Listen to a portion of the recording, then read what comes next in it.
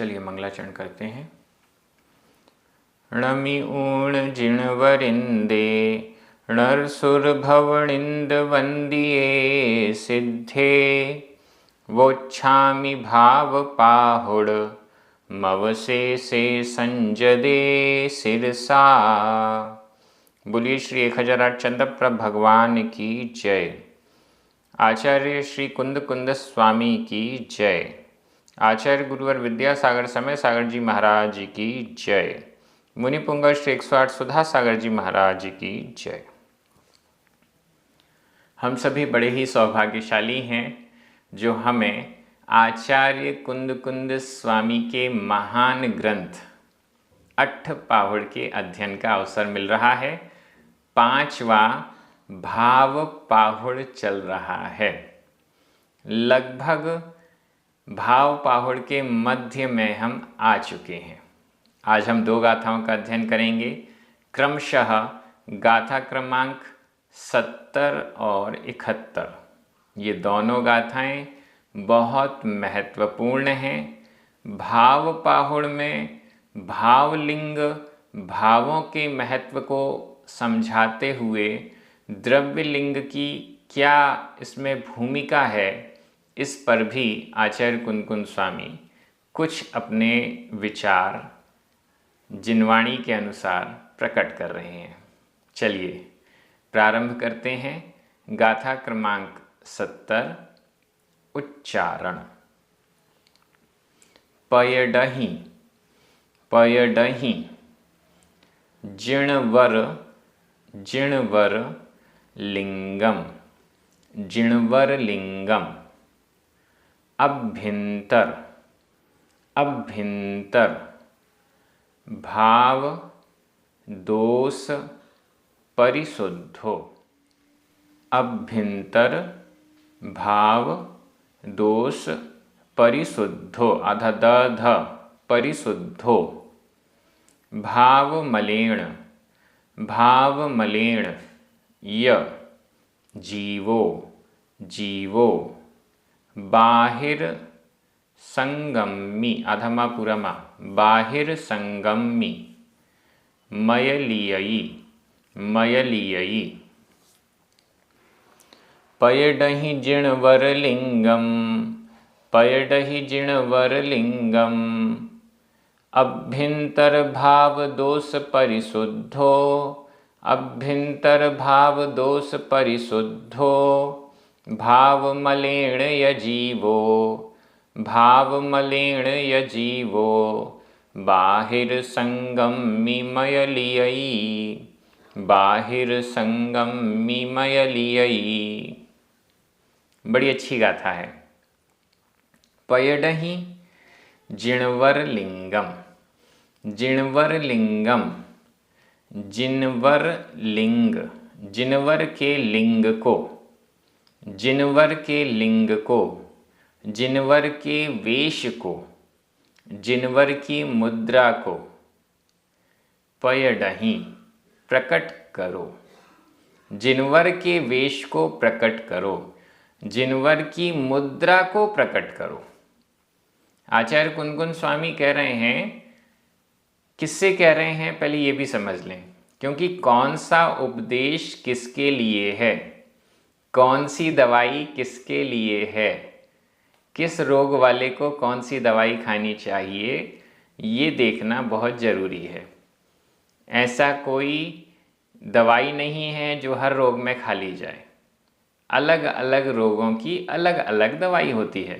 तो यह उपदेश किसके लिए कहा जा रहा है? आगे कहते हैं अभ्यंतर भाव दोष परिशुद्धो।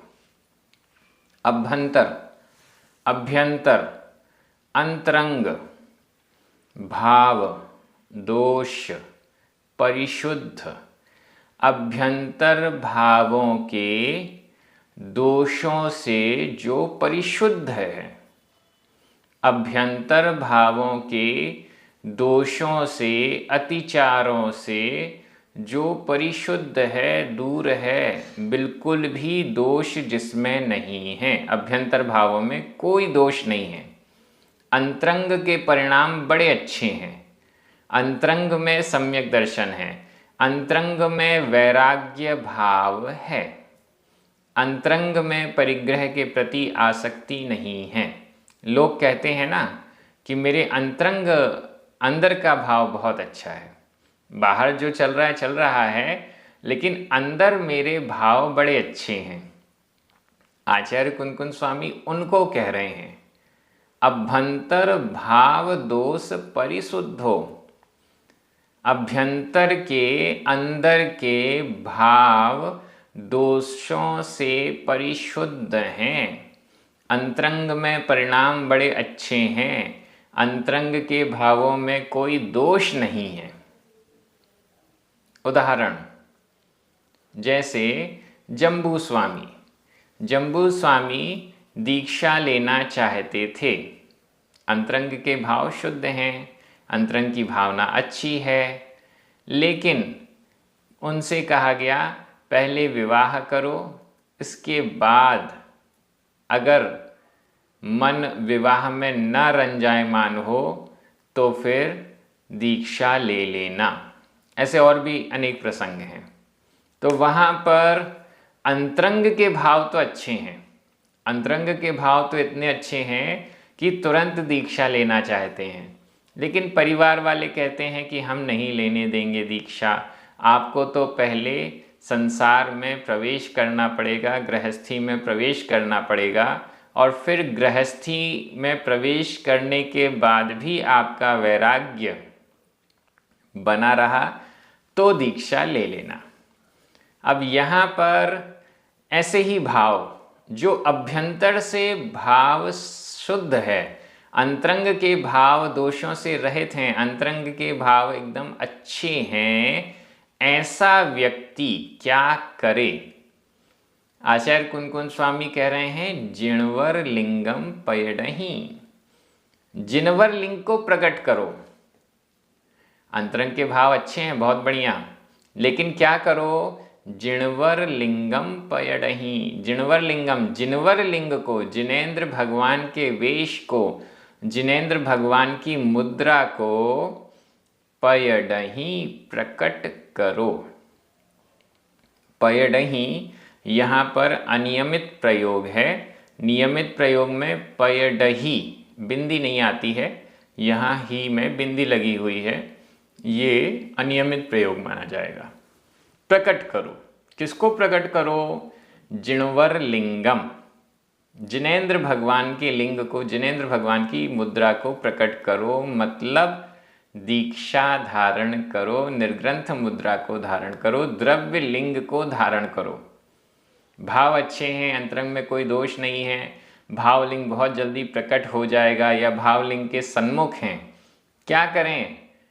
जिणवर लिंगम, जिनवर लिंग को धारण करो, द्रव्य लिंग को धारण करो, बाहर से निर्ग्रंथ नग्न हो जाओ, ऐसा आचार्य कुंद स्वामी उपदेश दे रहे हैं। किनके लिए? उनके लिए जो ये कहते हैं या मानते हैं कि मैं अंतरंग से बड़ा शुद्ध हूँ। फिर से सुन लीजिए, जो ये कहते हैं कि मैं अंदर से तो शुद्ध हूँ, उनके लिए आचार्य कुंद स्वामी इस गाथा में स्पष्ट कह रहे हैं कि यदि आप अंदर से शुद्ध हैं तो बाहर से भी उसको प्रकट कीजिए। अगर आप अंदर से शुद्ध हैं तो बाहर से भी वह शुद्धता प्रकट कीजिए। ऐसा नहीं कि मैं तो अंदर से शुद्ध हूँ बाहर से अशुद्ध हूँ, ये नहीं चलेगा, ये नहीं चलेगा। आचार्य कुंद स्वामी इस गाथा में स्पष्ट कह रहे हैं कि अगर अंदर से परिशुद्ध हैं, अंदर से भाव दोषों से रहित हैं, तो जिनवर लिंग को प्रकट करो, जिनवर मुद्रा, जिन लिंग को प्रकट करो, द्रव्य लिंग को धारण करो, द्रव्य वेश को धारण करो, जिन मुद्रा को धारण करो। ये उपदेश कहें या आदेश कहें, उनके लिए है जो ये कह रहे हैं कि मेरा अंतरंग तो बड़ा परिशुद्ध है। लोग ऐसा कह कह के भ्रमित करते हैं, बाहर की मेरी क्रिया मत देखिए, मेरा अंदर का परिणाम तो बड़ा साफ सुथरा है। ऐसा नहीं होता। आगे की लाइन देखिए, बड़ा महत्वपूर्ण। आचार्य कुंदकुंद स्वामी एक भी शब्द, एक भी लाइन ऐसी नहीं लिख रहे हैं जो जिनवाणी के विरुद्ध हो। आगे की लाइन बड़ी महत्वपूर्ण है। भाव मलेण या जीवो, जीवो जीव। कैसा जीव? जो अभ्यंतर से, भावों से रहित है, भावों के दोषों से रहित है, अंतरंग के परिणाम बड़े अच्छे हैं, ऐसा जीवो, ऐसा जीव या नॉर्मल कोई भी जीव। भाव मलेण, भाव मल के कारण, भाव मलेण, भाव मल के कारण, या और जीवो जीव, भाव मलेण, भाव से मलिन होने के कारण। ध्यान दीजिएगा, और भाव मलिन, भाव से मलिन होने के कारण जीव बाहिर संगमी, बाह्य संग में, संग यानी परिग्रह, बाह्य संग में, बाहरी परिग्रह में मयलियई, मैला होता है। मयलियई, मैला होता है। अंतरंग का जब भाव मलिन है, अंतरंग का जब भाव मलिन होता है, तब ही जीव बाह्य संग में, बाहरी परिग्रह में डूबता है, मलिन होता है। बाहरी परिग्रह से मलिन व्यक्ति कब होता है? जब भाव मल हो। अंतरंग से जब मलिन है तब वो बाहर से मलिन होता है। अंतरंग से जो मलिन नहीं है उसको बाहर से मलिन होने की जरूरत नहीं है। अंतरंग से जो मलिन नहीं है उसे बाहर भी शुद्धता प्रकट करने के लिए आचार्य कुंदकुंद स्वामी कह रहे हैं। मेरा इशारा, आचार्य कुंदकुंद स्वामी का इशारा किस ओर है उस पर ध्यान दीजिए। भाव मलिन, भाव मल के कारण जीवो जीव बाहिर संगमी, बाह्य परिग्रह में मयलियई, मैला होता है। बाह्य परिग्रह में गंदा क्यों हो जाता है? क्योंकि अंतरंग से मलिन है। अंदर से जो मलिन है वही बाहर से मलिन होता है। अंदर से जो मलिन नहीं है वो बाहर से मल को स्वीकार नहीं करता। अंदर से जो भावलिंग वाला है वह बाहर के मल को स्वीकार नहीं करता, वो बाहर के परिग्रह को भी छोड़ देता है, बाहर से भी निष्परिग्रही हो जाता है। ऐसा आचार्य कुंदकुंद स्वामी कह रहे हैं। उनका स्पष्ट आदेश है कि जिनके अंतरंग भाव शुद्ध हैं उन्हें जिन मुद्रा प्रकट करनी चाहिए यही भाव है।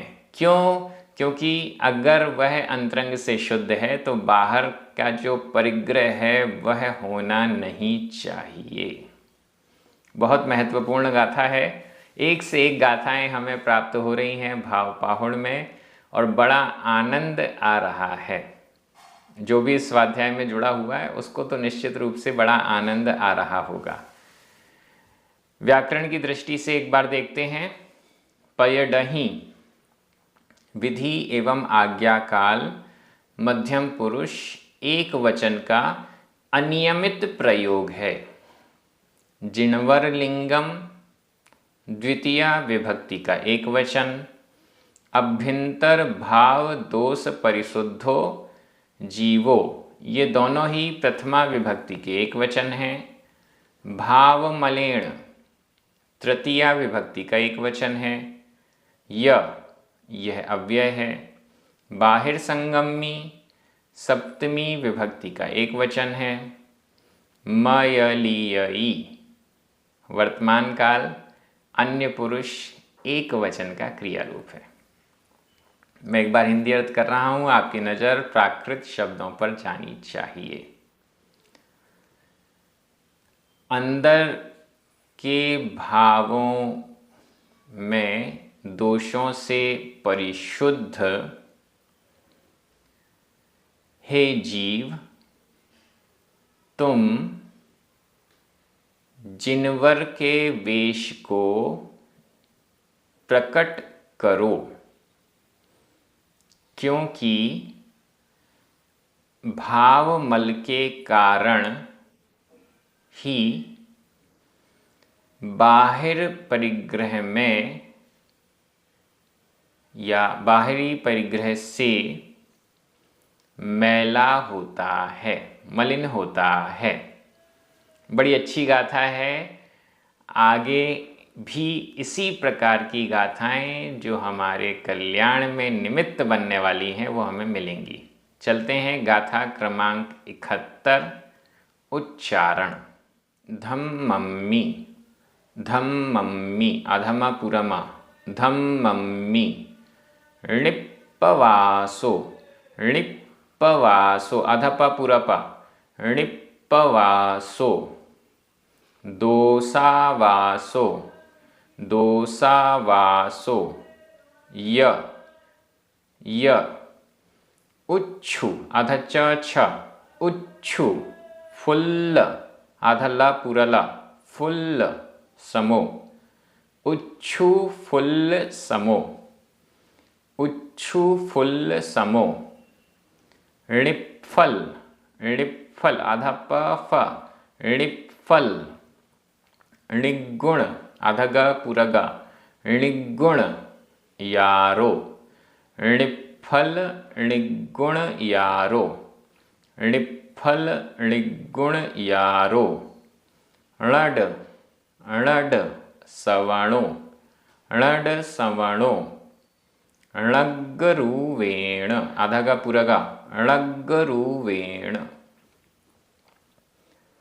धम्मम्मि णिप्पवासो, धम्मम्मि णिप्पवासो। दोसावासो य उच्छु फुल्ल समो, दोसावासो य उच्छु फुल्ल समो। णिप्फल णिगुण यारो, णिप्फल णिगुण यारो। णड सवणो णग्गरुवेण, णड सवणो णग्गरुवेण। यह गाथा बहुत आश्चर्यचकित कर रही है। आचार्य कुंद कुंद स्वामी श्रमणों को, मुनियों को नड सवणों, नड, नट, नट, नाटक करने वाला, नट सवणों, श्रमण, नट श्रमण, नट श्रमण कह रहे हैं, नाटक करने वाला श्रमण कह रहे हैं। कौन सा मुनि क्या करे तो उसे आचार्य कुंद कुंद स्वामी नट श्रमण कह रहे हैं। नट श्रमण का मतलब है नाटक करने वाला। जैसे नाटक में कोई नग्न हो जाए और वैसा ही आचरण करने लग जाए जैसा कि मुनि गण करते हैं, तो भी वह नाटक कर रहा है, नट श्रमण है, नाटक वाला श्रमण है, नट है। तो वैसे ही आचार्य कुंद कुंद स्वामी कह रहे हैं, णग्गरुवेण, नग्न रूप होते हुए भी, नग्न रूप के द्वारा भी, बाहर से नग्न होते हुए भी वह नट श्रमण है। कौन? दूसरों को देखने के लिए ये गाथाएं नहीं पढ़ रहे हैं, स्वयं को सही मार्ग में ले जाने के लिए ये गाथाएं हम पढ़ रहे हैं। धम्मम्मि णिप्पवासो। कौन है नट श्रमण? पहली विशेषता णिप्पवासो, धम्मम्मि णिप्पवासो। दूसरी विशेषता दोसावासो। तीसरी विशेषता णिप्फल णिगुणायारो, णिगुण यारो। और एक उदाहरण दिया है उच्छु फुल्ल समो। धम्मम्मि, धर्म में, णिप्पवासो, निष्प्रवास, प्रवास नहीं, धर्म में प्रवास नहीं, धर्म में वास नहीं, धर्म में नहीं है, धर्म से बाहर है। धर्म क्या है? उत्तम क्षमा आदि धर्म है, रत्नत्रय धर्म है, 10 लक्षण धर्म ये भी धर्म है, रत्नत्रय सम्यक दर्शन, सम्यक ज्ञान, सम्यक चारित्र, ये सब धर्म है। समता भाव धर्म है, राग द्वेष से रहित समता भाव धर्म है, इत्यादि बहुत सारी धर्म की अलग अलग तरीके से परिभाषाएं बताई गई हैं। धम्मम्मि, धर्म में, णिप्पवासो, प्रवास नहीं है, धर्म में निवास नहीं है, धर्म में नहीं डूबे हुए हैं, धर्म से बाहर हैं। णग्गरूपेण, इसको ध्यान रखिएगा, नग्न रूप के साथ, दिगंबर मुद्रा के साथ, बाह्य परिग्रह से दूर हैं, फिर भी णग्गरूपेण, नग्न रूप के साथ, धम्मम्मि निप्पवासो, धर्म में प्रवास नहीं है, धर्म में वास नहीं है, धर्म में डूबे हुए नहीं है, धर्म ही नहीं है अंदर। दूसरा दोषावासो, दोषावासो, संधि विच्छेद कर लें, दोष सा में छोटा आ, आवासो बड़ा आ, छोटा आ और बड़ा आ मिलकर बड़ा आ हो गया। दोष दोषों का आवास है, दोषों का आवास स्थल है, दोषों का निवास स्थल है। भरे हुए हैं दोष, गलतियां भरी हुई हैं, गलत चीज़ें भरी हुई हैं, अवगुण भरे हुए हैं, दोषों का आवास है, दोषों का निवास स्थल है, मतलब दोषों से सहित है।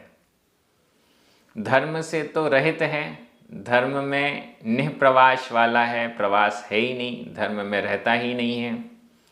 दोषों का आवास है, दोषों से भरा हुआ है। यह और उच्छु फुल्ल समो, उच्छु इक्षु, इक्षु यानी गन्ना, फुल्ल फूल पुष्प, समो समान, गन्ने के पुष्प के समान। गन्ने का जो पुष्प होता है उसके समान। गन्ने का फूल मैंने तो नहीं देखा, शायद आप लोगों ने देखा हो। गन्ने का जो पुष्प है उसके समान। कैसे हैं? ऋफल, ऋगुण यारो, निष्फल हैं। हर वृक्ष का जो फूल होता है वो कन्वर्ट हो जाता है फल में, फूल ही फल में कन्वर्ट होता है, लेकिन गन्ने का जो फूल है वो फल में कन्वर्ट नहीं होता, वो तो निष्फल है, उसमें कोई फल नहीं होता है। और ऋगुण यारो, निर्गुण, निर्गुण, कोई गुण भी नहीं है, कोई सुगंध भी नहीं होती। पुष्प यानी फूलों का जो गुण है वो है सुगंध, तो सुगंध भी नहीं होती है। उच्छु यानी ईख यानी गन्ना, गन्ने का जो फूल है, पुष्प है, उसके समान। कैसा होता है गन्ने का पुष्प? निष्फल, फल रहित होता है, ऋगुण और गुण से रहित होता है। वैसे ही नग्गरूपेण, नग्न रूप होते हुए भी निष्फल, फल से रहित हैं। नग्नता का क्या फल है? मोक्ष। नग्नता का क्या फल है? जब तक मोक्ष नहीं मिल रहा तो अगले भाव में स्वर्ग या और भी आध्यात्मिक उन्नतियां। लेकिन जो व्यक्ति धर्म में नग्न तो है बाह्य से, लेकिन धर्म में डूबा नहीं है और दोषों में डूबा हुआ है, ऐसा व्यक्ति तो निष्फल है, उसको कोई फल मिलने वाला नहीं है। दूसरा निर्गुण यारो, निर्गुणकार है, गुणों से रहित है, स्वयं निर्गुण है, कोई गुण नहीं उसमें, लेकिन निर्गुणकार, गुणकार भी नहीं है। गुणकार देखिए, एक तो निर्गुण होना, स्वयं में गंध नहीं है, और निर्गुणकार, कोई गुणकार भी नहीं है, कोई फायदे का भी नहीं है। गन्ने का जो पुष्प है वो दूसरों को किसी फायदे के लिए नहीं है, कोई फायदा पहुंचाने वाला नहीं है। तो यहाँ भी निगुण यारो निर्गुण कार है, दूसरों को कोई फायदा नहीं पहुंचाने वाला। गुणकार किसे कहते हैं? उपकार। उपकार शब्द बहुत अच्छा है। गुणकार, उपकार। नग्न रूप है, लेकिन यह नग्न मुद्रा हम सभी के लिए उपकार प्रदान नहीं करने वाली है। जो अंतरंग से भावलिंग से रहित है, ऐसा भावलिंग से रहित मात्र नग्न रूप कोई गुणकारी नहीं है, गुणों को प्रदान करने वाला नहीं है, हमारे लिए उपकारी नहीं है। हम किसकी पूजा करते हैं? ऐसा पूज्य पुरुष जो हमारे उपकार करता है, हम पहले उसकी पूजा करते हैं। और जो हमारे लिए उपकार नहीं करता है, ऐसा पूज्य पुरुष, उसकी पूजा हम बाद में करते हैं। अरिहंत भगवान हमारे लिए उपकारी हैं, हम पहले उनको नमस्कार करते हैं। सिद्ध भगवान अरिहंत भगवान से बड़े हैं, फिर भी उनका उपकार हमारे ऊपर नहीं है, इसलिए हम उनकी पूजा, उनको नमस्कार बाद में करते हैं नमोकार मंत्र में।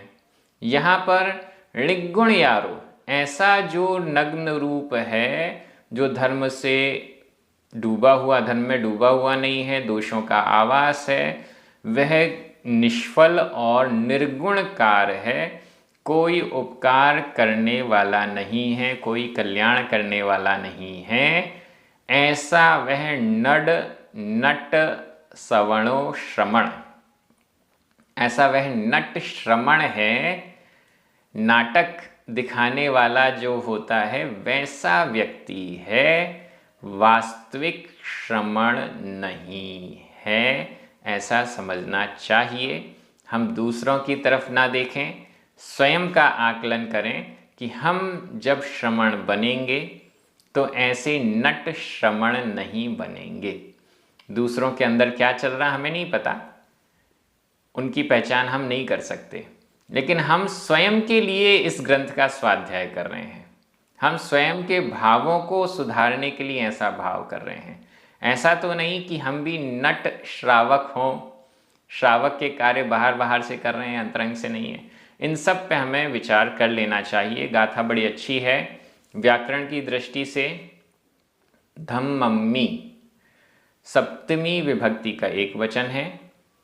णिप्पवासो दोसावासो उच्छु फुल्ल समो णिप्फल णिगुणयारो नड सवणो नग, ये सभी प्रथमा विभक्ति के एक वचन हैं।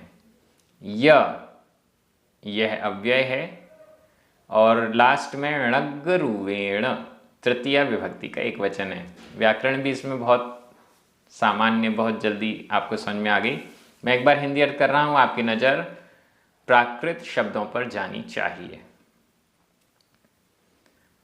धर्म में प्रवास से रहित, दोषों का आवास स्थल रूप, नग्न रूप होते हुए भी गन्ने के पुष्प के समान फल से रहित और गुणों से रहित, ऐसा नट श्रमण होता है। इस प्रकार से आचार्य कुंद स्वामी हमें द्रव्यलिंग और भावलिंग दोनों के महत्व की बात समझा रहे हैं। द्रव्यलिंग भी बेहद जरूरी है और अंतरंग का भाव भी, भावलिंग भी बहुत जरूरी है, ऐसा आचार्य कुंद स्वामी कह रहे हैं। आप सभी बहुत अच्छे से अध्ययन कर रहे हैं। आगे आगे आपका उत्साह बढ़ता जा रहा है। एक दूसरे को आप प्राकृत जनागम ग्रंथों के स्वाध्याय के प्रति प्रेरित भी कर रहे हैं, ये सब बहुत अच्छा है। इसी प्रकार से हम सभी आगे बढ़ते रहें, यही भावना है।